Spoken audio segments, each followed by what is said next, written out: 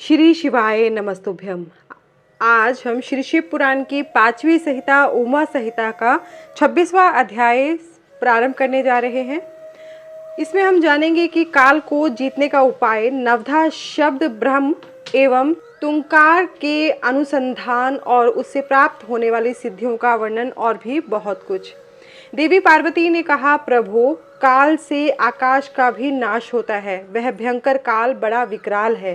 वह स्वर्ग का भी एकमात्र स्वामी है। आपने उसे दग्ध कर दिया था, परंतु अनेक प्रकार के स्तोत्रों द्वारा जब उसने आपकी स्तुति की तब आप फिर संतुष्ट हो गए और वह काल पुनः अपनी प्रकृति को प्राप्त हुआ, पूर्णतः स्वस्थ हो गया। आपने उससे बातचीत में कहा, काल, तुम सर्वत्र विचरोगे किंतु लोग तुम्हें देख नहीं सकेंगे। आप प्रभु की कृपा दृष्टि होने व वर मिलने से वह काल जी उठा तथा उसका प्रभाव बहुत बढ़ गया। अतः महेश्वर, क्या यहाँ ऐसा कोई साधन है जिससे उस काल को नष्ट किया जा सके? यदि हो तो मुझे बताइए, क्योंकि आप योगियों में शिरोमणि और स्वतंत्र प्रभु हैं। आप परोपकार के लिए ही शरीर धारण करते हैं। शिव बोले, देवी, श्रेष्ठ देवता, दैत्य, यक्ष, राक्षस, नाग और मनुष्य किसी के द्वारा भी काल का नाश नहीं किया जा सकता, परंतु जो ध्यान परायण योगी हैं वे शरीरधारी होने पर भी सुखपूर्वक काल को नष्ट कर देते हैं। यह 5 भौतिक शरीर सदा उन भूतों के गुणों से युक्त ही उत्पन्न होता है और उन्हीं में इसका लय होता है।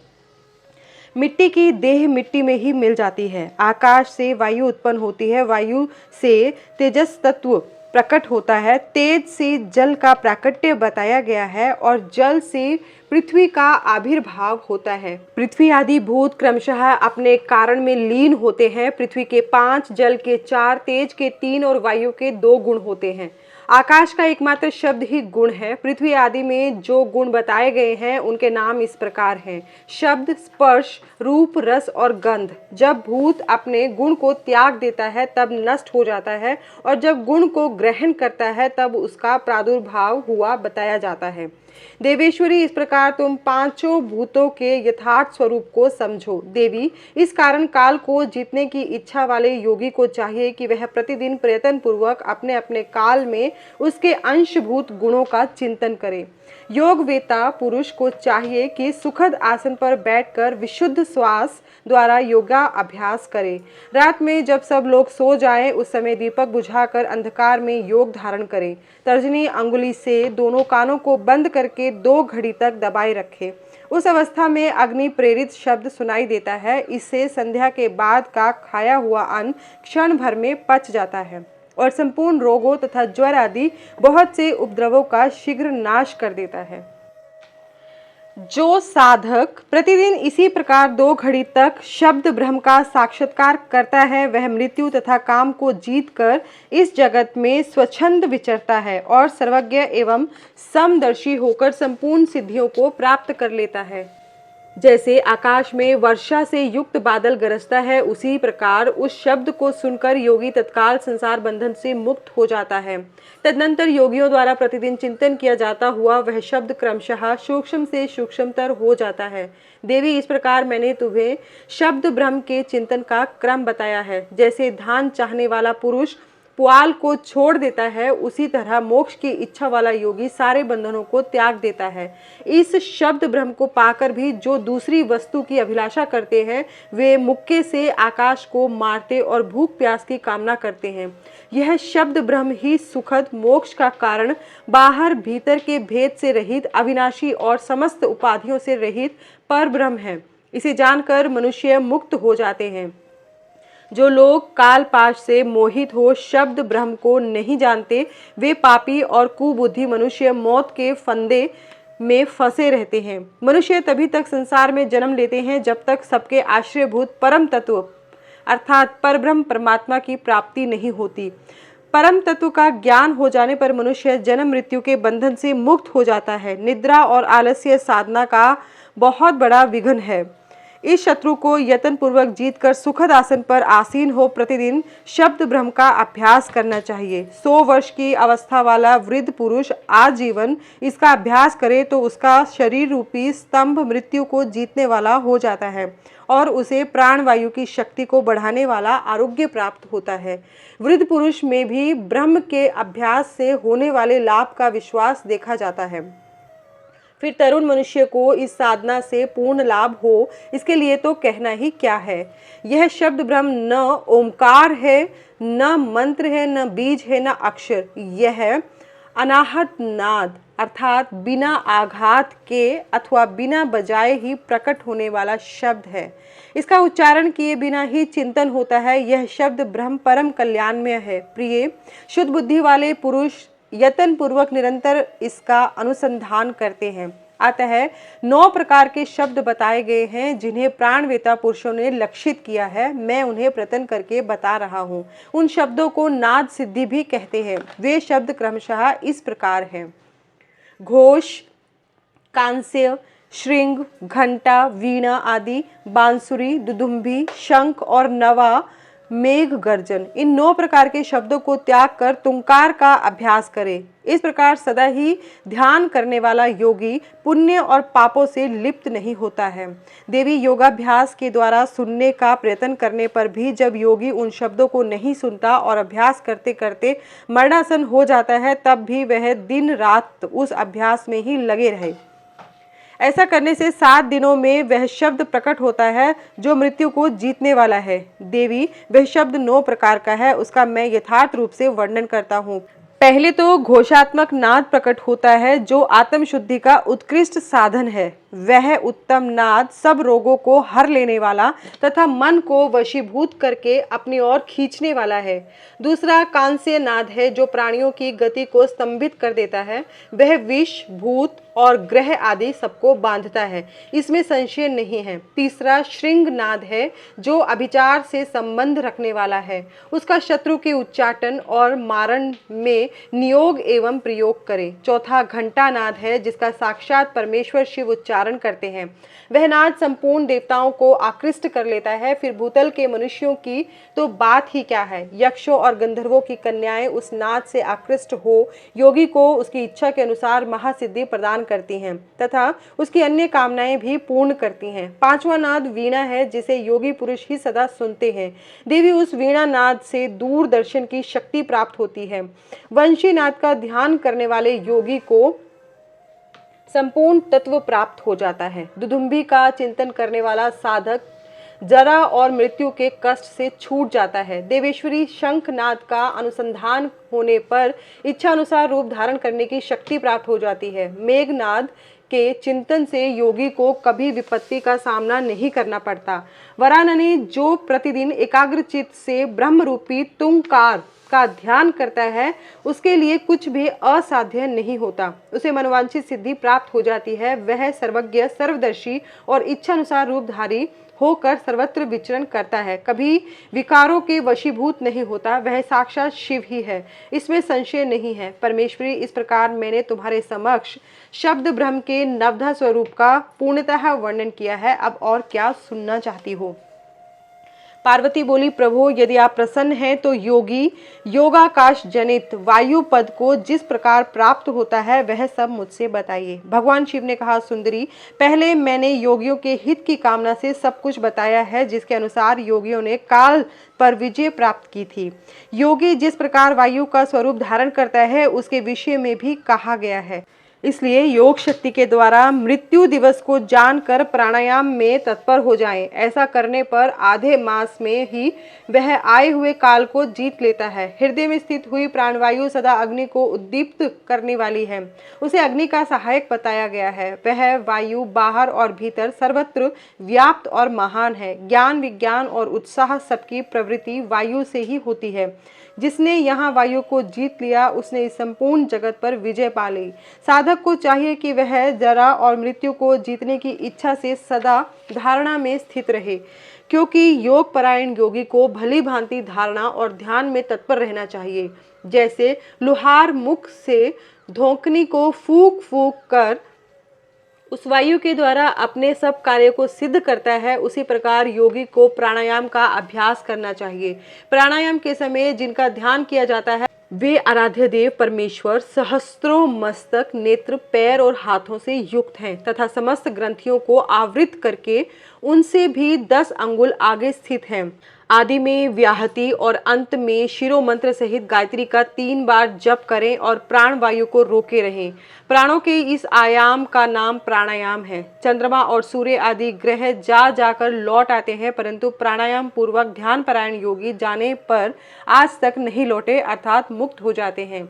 देवी जो द्विज 100 वर्षों तक तपस्या करके कुशों के अग्रभाग से 1 बूंद जल पीता है, वह जिस फल को पाता है वही ब्राह्मणों को एकमात्र धारणा अथवा प्राणायाम के द्वारा मिल जाता है। जो द्विज सवेरे उठकर एक प्राणायाम करता है वह अपने संपूर्ण पाप को शीघ्र ही नष्ट कर देता है और ब्रह्मलोक को जाता है। जो आलस्य रहित हो सदा एकांत में प्राणायाम करता है वह जरा और मृत्यु को जीत कर वायु के समान गतिशील हो आकाश में विचरता है।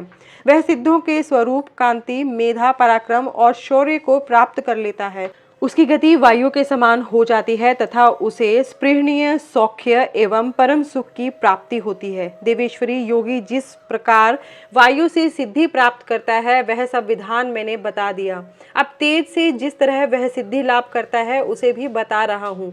जहाँ दूसरे लोगों की बातचीत का कोलाहल न पहुँचता हो, ऐसे शांत एकांत स्थान में अपने सुखद आसन पर बैठकर चंद्रमा और सूर्य अर्थात वाम और दक्षिण नेत्र की कांति से प्रकाशित मध्यवर्ती देश भ्रू मध्य भाग में जो अग्नि का तेज अव्यक्त रूप से प्रकाशित होता है उसे आलस्य रहित योगी दीपक रहित अंधकार पूर्ण स्थान में चिंतन करने पर निश्चय ही देख सकता है, इसमें संशय नहीं है। योगी हाथ की उंगलियों से यत्न पूर्वक दोनों नेत्रों को कुछ कुछ दबाए रखे, उनके तारों को देखता हुआ एकाग्र चित्त से आधे मुहूर्त तक उन्हीं का चिंतन करे। तदनंतर अंधकार में भी ध्यान करने पर वह उस ईश्वरीय ज्योति को देख सकता है। वह ज्योति सफेद, लाल, पीली, काली तथा इंद्रधनुष के समान रंग वाली होती है। भौं के बीच में ललाटवर्ती बाल सूर्य के समान तेज वाले उन अग्निदेव का साक्षात्कार करके योगी इच्छानुसार रूप धारण करने वाला हो जाता है तथा मनोवांछित शरीर धारण करके क्रीड़ा करता है। वह योगी कारण तत्व को शांत करके उसमें आवृष्ट होना, दूसरे के शरीर में प्रवेश करना, अणिमा आदि गुणों को पा लेना, मन से ही सब कुछ देखना, दूर की बातों को सुनना और जानना, अदृश्य हो जाना, बहुत से रूप धारण कर लेना तथा आकाश में विचरना इत्यादि सिद्धियों का निरंतर अभ्यास के प्रभाव से प्राप्त कर लेता है। जो अंधकार से परे और सूर्य के समान तेजस्वी है उसी इस महान ज्योतिर्मय पुरुष अर्थात परमात्मा को मैं जानता हूँ। उन्हीं को जानकर मनुष्य काल और मृत्यु को लांघ जाता है। मोक्ष के लिए इसके सिवा दूसरा कोई मार्ग नहीं है। देवी, इस प्रकार मैंने तुमसे तेजस तत्व के चिंतन की उत्तम विधि का वर्णन किया है, जिससे योगी काल पर विजय पाकर अमरत्व को प्राप्त कर लेता है। देवी, अब पुनः दूसरा श्रेष्ठ उपाय बताता हूँ जिससे मनुष्य की मृत्यु नहीं होती। देवी, ध्यान करने वाले योगियों की चौथी गति अर्थात साधना बताई गई है। योगी अपने चित्त को वश में करके यथा योग्य स्थान में सुखद आसन पर बैठे, वह शरीर को ऊंचा करके अंजलि बांधकर चोंच की सी आकृति वाले मुख के द्वारा धीरे धीरे वायु का पान करे। ऐसा करने से क्षण भर में तालू के भीतर स्थित जीवनदायी जल की बूंदें टपकने लगती हैं। उन बूंदों को वायु के द्वारा लेकर सूंघे। वह शीतल जल अमृत स्वरूप है। जो योगी उसे प्रतिदिन पीता है वह कभी मृत्यु के अधीन नहीं होता। उसे भूख प्यास नहीं लगती। उसका शरीर दिव्य और तेज महान हो जाता है। वह बल में हाथी और वेग में घोड़े की समानता करता है। उसकी दृष्टि गरुड़ के समान तेज हो जाती है और उसे दूर की भी बातें सुनाई देने लगती हैं। उसके केश काले काले और घुंघराले हो जाते हैं तथा अंग कांति गंधर्व एवं विद्याधरों की समानता करती है। वह मनुष्य देवताओं के वर्ष से 100 वर्षों तक जीता रहता है तथा अपनी उत्तम बुद्धि के द्वारा बृहस्पति के तुल्य हो जाता है। उसमें इच्छानुसार विचरने की शक्ति आ जाती है और वह सदा ही सुखी रहकर आकाश में विचरण की शक्ति प्राप्त कर लेता है। वरानने, अब मृत्यु पर विजय पाने की पुनः दूसरी विधि बता रहा हूँ जिसे देवताओं ने भी प्रयत्न पूर्वक छिपा रखा है। तुम उसे सुनो। योगी पुरुष अपनी जीवा को मोड़कर तालू में लगाने का प्रयत्न करें। कुछ काल तक ऐसा करने से वह क्रमशः लंबी होकर गले की घंटी तक पहुंच जाती है। तदनंतर जब जीवा से गले की घंटी सटती है तब शीतल सुधा का स्राव करती है। उस सुधा को जो योगी सदा पीता है वह अमृतत्व को प्राप्त होता है।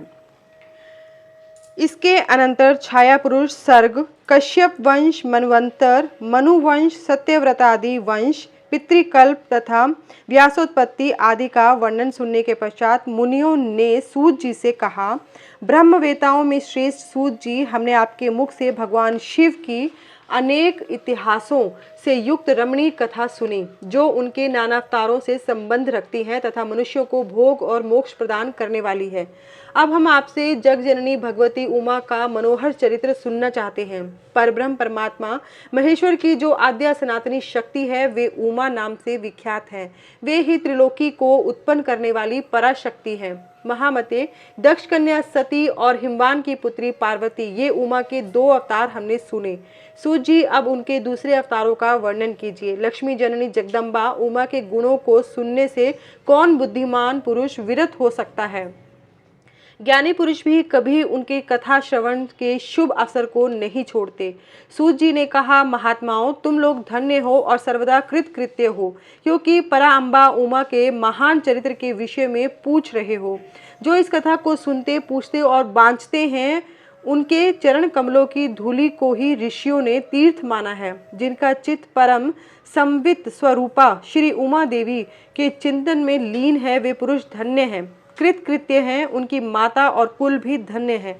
जो समस्त कारणों की भी कारण रूपा देवेश्वरी उमा की स्तुति नहीं करते, वे माया के गुणों से मोहित तथा भाग्यहीन हैं, इसमें संशय नहीं है। जो करुणा रस की सिंधु स्वरूपा महादेवी का भजन नहीं करते, वे संसार रूपी घोर अंधकूप में पड़ते हैं। जो देवी उमा को छोड़कर दूसरे देवी देवताओं की शरण लेते हैं, वह मानो गंगा जी को छोड़कर प्यास बुझाने के लिए मरुस्थल के जलाशय के पास जाता है।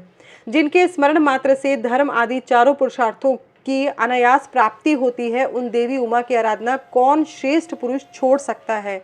पूर्व काल में महामना सूरत ने महर्षि मेधा से यही बात पूछी थी। उस समय मेधा ने जो उत्तर दिया, मैं वही बता रहा हूँ, तुम लोग सुनो।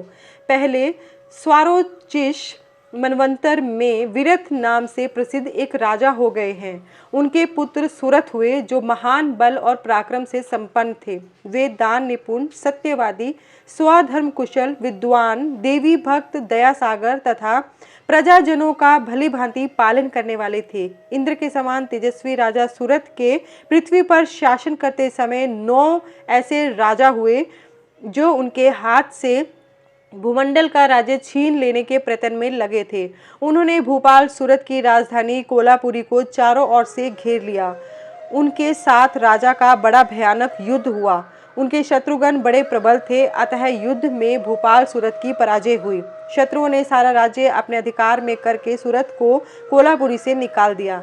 राजा अपनी दूसरी पुरी में आए और वहां मंत्रियों के साथ रहकर राज्य करने लगे, परंतु प्रबल विपक्षियों ने वहां भी आक्रमण करके उन्हें पराजित कर दिया। दैव योग से राजा के मंत्री आदि गण भी उनके शत्रु बन बैठे और खजाने में जो धन संचित था वह सब उन विरोधी मंत्री आदि ने अपने हाथ में कर लिया। तब राजा सूरत शिकार के बहाने अकेले ही घोड़े पर सवार हो नगर से बाहर निकले और गहन वन में चले गए। वहां इधर उधर घूमते हुए राजा ने एक श्रेष्ठ मुनि का आश्रम देखा, जो चारों ओर फूलों के बगीचे लगे होने से बड़ी शोभा पा रहा था। वहां वेद मंत्रों की ध्वनि गूंज रही थी। सब जीव जंतु शांत भाव से रहते थे। मुनि के शिष्यों, प्रशिष्यों तथा उनके भी शिष्यों ने उस आश्रम को सब ओर से घेर रखा था। महामते, विप्रवर मेधा के प्रभाव से उस आश्रम में महाबली व्याघ्र आदि अल्प शक्ति वाले गो आदि पशुओं को पीड़ा नहीं देते थे। वहां जाने पर मुनीश्वर मेधा ने मीठे वचन, भोजन और आसन द्वारा उन परम दयालु विद्वान नरेश का आदर सत्कार किया। एक दिन राजा सूरत बहुत ही चिंतित हो मोह के वशीभूत होकर अनेक प्रकार से विचार कर रहे थे। इतने में ही वहां एक वैश्य आ पहुंचा। राजा ने उससे पूछा, भैया तुम कौन हो और किस लिए यहाँ आए हो? क्या कारण है कि दुखी दिखाई दे रहे हो, यह मुझे बताओ। राजा के मुख से यह मधुर वचन सुनकर वैश्य प्रवर समाधि ने दोनों नेत्रों से आंसू बहाते हुए प्रेम और नम्रता पूर्वक वाणी में इस प्रकार उत्तर दिया। वैश्य बोला, राजन मैं वैश्य हूँ, मेरा नाम समाधि है, मैं धनी के कुल में उत्पन्न हुआ हूँ, परंतु मेरे पुत्र और स्त्री आदि ने धन के लोभ से मुझे घर से निकाल दिया है, अतः अपने प्रारब्ध कर्म से दुखी हो मैं वन में चला आया हूँ। करुणा सागर प्रभु, यहाँ आकर मैं पुत्रों पोत्रों पत्नी भाई भतीजे तथा अन्य सुहृदों का कुशल समाचार नहीं जान पाता। राजा बोले, जिन दुराचारी तथा धन के लोभी पुत्र आदि ने तुम्हें निकाल दिया है, उन्हीं के प्रति मूर्ख जीव की भांति तुम प्रेम क्यों करते हो?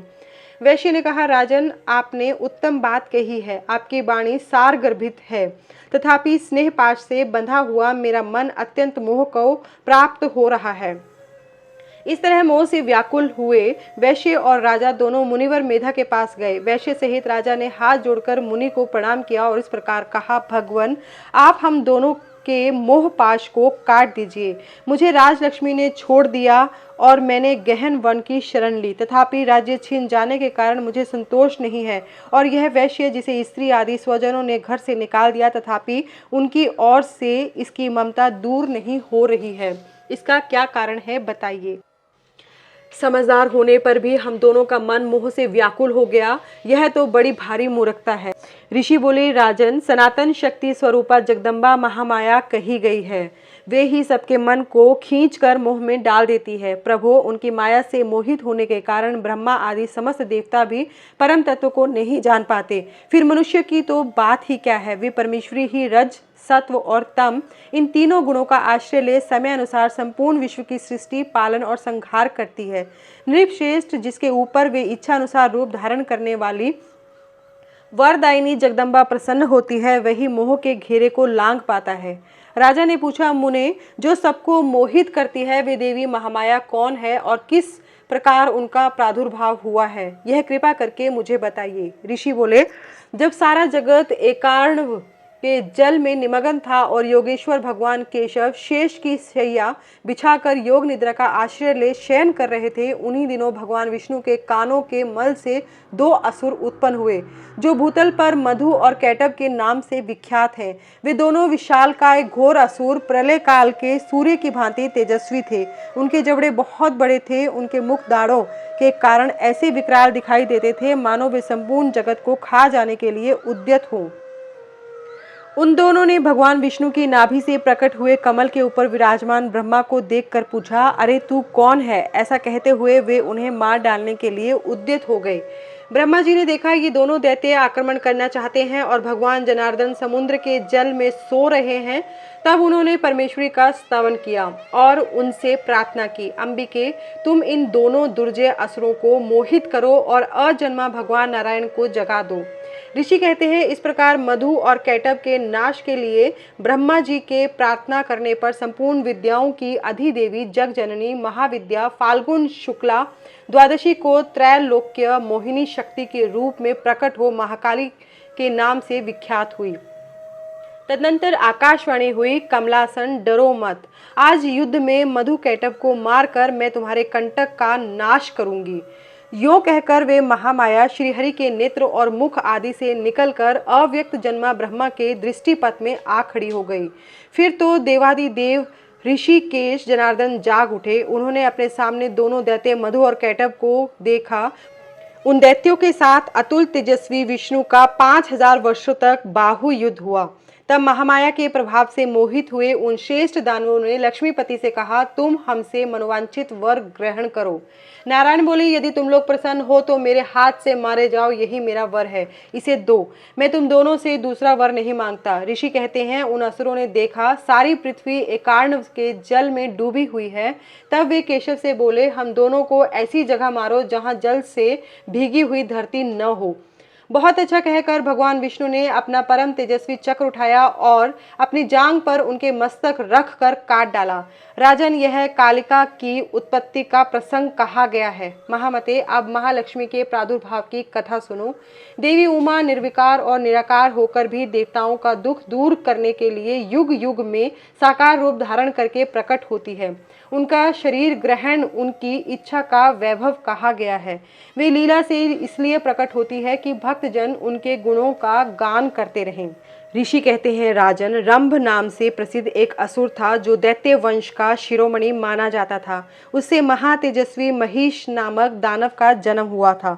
दानवराज महिष समस्त देवताओं को युद्ध में पराजित करके देवराज इंद्र के सिंहासन पर जा बैठा और स्वर्गलोक में रहकर त्रिलोकी का राज्य करने लगा। तब पराजित हुए देवता ब्रह्मा जी की शरण में गए। ब्रह्मा जी भी उन सबको साथ ले उस स्थान पर गए जहां भगवान शिव और विष्णु विराजमान थे। वहां पहुंचकर सब देवताओं ने शिव और केशव को नमस्कार किया तथा अपना सब वृत्तांत यथार्थ रूप से ब्यौरेवार कह सुनाया। वे बोले, भगवान दुरात्मा महिषासुर ने हम सबको सम्रांगण में जीत कर स्वर्ग लोक से निकाल दिया है, इसलिए हम इस मृत्यु लोक में भटक रहे हैं और कहीं भी हमें शांति नहीं मिल रही है। उस असुर ने इंद्र आदि देवताओं की कौन कौन सी दुर्दशा नहीं की है। सूर्य, चंद्रमा, वरुण, कुबेर, यम, इंद्र, अग्नि, वायु, गंधर्व, विद्याधर और चारण, इन सबके तथा अन्य लोगों के भी जो कर्तव्य कर्म है उन सबको वह पापात्मा असुर स्वयं ही करता है। उसने दैत्य पक्ष को अभय दान कर दिया है, इसलिए हम सब देवता आपकी शरण में आए हैं। आप दोनों हमारी रक्षा करें और उस असुर के वध का उपाय शीघ्र ही सोचें, क्योंकि आप दोनों ऐसा करने में समर्थ हैं। देवताओं की यह बात सुनकर भगवान शिव और विष्णु ने अत्यंत क्रोध किया। रोष के मारे उनके नेत्र घूमने लगे। तब अत्यंत क्रोध से भरे हुए भगवान शिव और विष्णु के मुख से तथा अन्य देवताओं के शरीर से तेज प्रकट हुआ। तेज का वह महान पुंज अत्यंत प्रज्वलित हो दसों दिशाओं में प्रकाशित हो उठा। दुर्गा जी के ध्यान में लगे हुए सब देवताओं ने उस तेज को प्रत्यक्ष देखा। संपूर्ण देवताओं के शरीरों से निकला हुआ वह अत्यंत भीषण तेज एकत्र हो एक नारी के रूप में परिणित हो गया। वह नारी साक्षात महिष मर्दिनी देवी थी। उनका प्रकाशमान मुख भगवान शिव के तेज से प्रकट हुआ था। भुजाएं विष्णु के तेज से उत्पन्न हुई थी। केश यमराज के तेज से आविर्भूत हुए थे। उनके दोनों स्तनों चंद्रमा के तेज से प्रकट हुए थे। कटिभाग इंद्र के तेज से और जंघा और उरु वरुण के तेज से पैदा हुए थे। पृथ्वी के तेज से नितंबका और ब्रह्मा जी के तेज से दोनों चरणों का आविर्भाव हुआ था। पैरों की उंगलियां सूर्य के तेज से तथा हाथों की उंगलियां वसुओं के तेज से उत्पन्न हुई थी। नासिका कुबेर के, दांत प्रजापति के, तीनों नेत्र अग्नि के, दोनों भुएं सांध्यगण के, दोनों कान वायु के तथा अन्य देवताओं के तेज से प्रकट हुए थे। इस प्रकार देवताओं के तेज से प्रकट हुई कमलालय लक्ष्मी ही वह परमेश्वरी थी। संपूर्ण देवताओं की तेजो राशि से प्रकट हुई उन देवी को देखकर सब देवताओं को बड़ा हर्ष प्राप्त हुआ, परंतु उनके पास कोई अस्त्र नहीं था। यह देख ब्रह्मा आदि देवेश्वरों ने शिवा देवी को अस्त्र शस्त्र से संपन्न करने का विचार किया। तब महेश्वर ने महेश्वरी को शूल समर्पित किया। भगवान विष्णु ने चक्र, वरुण ने पाश, अग्निदेव ने शक्ति, वायु देवता ने धनुष और बाणों से भरे हुए 2 तरकश और शचीपति इंद्र ने वज्र एवं घंटा प्रदान किए। यमराज ने कालदंड, प्रजापति ने अक्षमाला, ब्रह्मा ने कमंडलू एवं सूर्य देव ने समस्त रोमकूपों में अपनी किरणें अर्पित की। काल ने उन्हें चमकती हुई ढाल और तलवार दी। क्षीर सागर ने सुंदर हार तथा कभी पुराने न होने वाले 2 दिव्य वस्त्र भेंट किए। साथ ही उन्होंने दिव्य चूड़ामणि, 2 कुंडल, बहुत से कड़े, अर्धचंद्र केयूर, मनोहर नूपुर, गले की हंसली और सब अंगुलियों में पहनने के लिए रत्नों की बनी हुई अंगूठियां भी दी। विश्वकर्मा ने उन्हें मनोहर फरसा भेंट किया। साथ ही अनेक प्रकार के अस्त्र और अभेद्य कवच दिए। समुद्र ने सदा सुरमय एवं सरस रहने वाली माला दी और एक कमल का फूल भेंट किया। हिमवान ने सवारी के लिए सिंह तथा आभूषण के लिए नाना प्रकार के रत्न दिए। कुबेर ने उन्हें मधु से भरा पात्र अर्पित किया और सर्पों के नेता शेषनाग ने विचित्र रचना कौशल से सुशोभित एक नागा हार भेंट किया, जिसमें नाना प्रकार के सुंदर मणियां गुथी हुई थी। इन सब ने तथा दूसरे देवताओं ने भी आभूषण और अस्त्र शस्त्र देकर देवी का सम्मान किया। तत्पश्चात उन्होंने बारंबार अट्टहास करके उच्च स्वर से गर्जना की। उनके उस भयंकर नाद से संपूर्ण आकाश गूंज उठा। उससे बड़े जोर की प्रतिध्वनि हुई, जिसे तीनों लोकों में हलचल मच गई। चारों समुद्रों ने अपनी मर्यादा छोड़ दी। पृथ्वी डोलने लगी। उस समय महिषासुर से पीड़ित हुए देवताओं ने देवी की जय जयकार की। तदनंतर सब देवताओं ने उन महालक्ष्मी स्वरूपा पराशक्ति जगदम्बा का भक्ति गदगद वाणी द्वारा स्तवन किया। संपूर्ण त्रिलोकी को क्षोभग्रस्त देख देव वैरी दैत्य अपनी समस्त सेना को कवच आदि से सुसज्जित कर हाथों में हथियार ले सहसा उठ खड़े हुए। रोष से भरा हुआ महिषासुर भी उस शब्द की ओर लक्ष्य करके दौड़ा और आगे पहुंचकर उसने देवी को देखा, जो अपनी प्रभा से तीनों लोकों को प्रकाशित कर रही थी। इस समय महिषासुर के द्वारा पालित करोड़ों शस्त्रधारी महावीर वहां आ पहुंचे। चिक्षुर, चामर, उदग्र, कराल, उद्धत, वाष्कल, ताम्र, उग्रास्य, उग्रवीर्य, बिड़ाल, अंधक, दूरधर, दुर्मुख, त्रिनेत्र और महाहनु तथा अन्य बहुत से युद्ध कुशल शूरवीर सम्रांगण में देवी के साथ युद्ध करने लगे। वे सब के सब अस्त्र शस्त्रों की विद्या में पारंगत थे। इस प्रकार देवी और दैत्यगण दोनों परस्पर जूझने लगे। उनका वह भीषण समय मार काट में ही बीतने लगा। इस तरह भयानक युद्ध होने के कारण महिषासुर देवी के साथ माया युद्ध करने लगा। तब देवी ने कहा, रे मूढ़, तेरी बुद्धि मारी गई है, तू व्यर्थ हट क्यों करता है? तीनों लोकों में कोई भी असुर युद्ध में मेरे सामने टिक नहीं सकते। यो कहकर सर्वकलामयी देवी कूद कर महिषासुर पर चढ़ गई और अपने पैरों से उसे दबाकर उन्होंने भयंकर शूल से उसके कंठ में आघात किया। उनके पैर से दबा होने के कारण भी महिषासुर अपने मुख से दूसरे रूप में बाहर निकलने लगा। अभी आधे शरीर से ही वह बाहर निकलने पाया था कि देवी ने अपने प्रभाव से उसे रोक दिया। आधा निकला होने पर भी वह महाअधम दैत्य देवी के साथ युद्ध करने लगा। तब देवी ने बहुत बड़ी तलवार से उसका सिर काटकर उस असुर को धराशायी कर दिया। फिर तो उसके सैनिक गण हाय हाय करके नीचे मुख किए भयभीत हो रणभूमि से भागने और त्राही त्राही की पुकार करने लगे। उस समय इंद्र आदि सब देवताओं ने देवी की स्तुति की, गंधर्व गीत गाने लगे और अप्सराएं नृत्य करने लगी। राजन, इस प्रकार मैंने तुमसे देवी के महालक्ष्मी अवतार की कथा कही है। अब तुम सुस्थिर चित्त से सरस्वती के प्रादुर्भाव का प्रसंग सुनो। इसी के साथ 46वां अध्याय समाप्त होता है।